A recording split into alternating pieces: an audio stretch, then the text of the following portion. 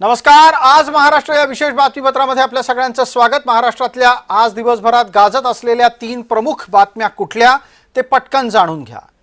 पहिली बातमी अर्थातच माणिकराव कोकाटे यांच्या संदर्भातली आहे, कारण न्यायालयानं माणिकराव कोकाटे यांना अटक करा असे आदेश दिल्याच्या नंतरही अद्याप त्यांना अटक झालेली नाही।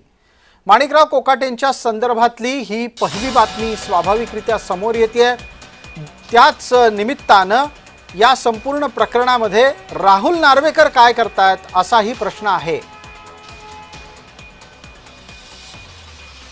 मुख्यमंत्र्यांनी कोकाटेंचा राजीनामा स्वीकारलाय, जो अजित पवार यांनी त्यांच्याकडे पाठवलेला होता। अर्थात कोकाटेंना राजीनामा कुणाकडे द्यायचा असतो हे आठवायला थोडासा उशीरच झाला असं म्हणावं लागेल। दुसरी बातमी आहे एकनाथ शिंदे यांच्या संदर्भातली, कारण एकनाथ शिंदे यांच्या भावावर सुषमा अंधारे यांनी गंभीर आरोप केले। ड्रगच्या व्यवसायाशी निगडित असल्याचे सांकेतिक स्वरूपामध्ये आरोप सुषमा अंधारे यांनी केले आहेत आणि त्या अनुषंगाने काही पुरावे सुद्धा अंधारे यांनी पत्रकार परिषदेमध्ये मांडले।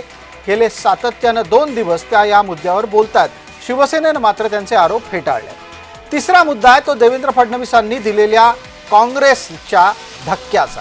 काँग्रेसला धक्का देत विद्यमान आमदाराला फोडून भाजपानं स्वतःमध्ये आणण्यात यश मिळवले। प्रज्ञा सातव यांनी आमदारकी सोडल्यामुळे सतेज पाटीलांचं विधान परिषदेतलं विरोधी पक्षनेता होण्याचं स्वप्न भंगले। देवेंद्र फडणवीस यांच्या नेतृत्वाखाली हिंगोली पाठोपाठ सोलापुरातलेही माजी आमदार दिलीप माने भाजपात आले आहेत।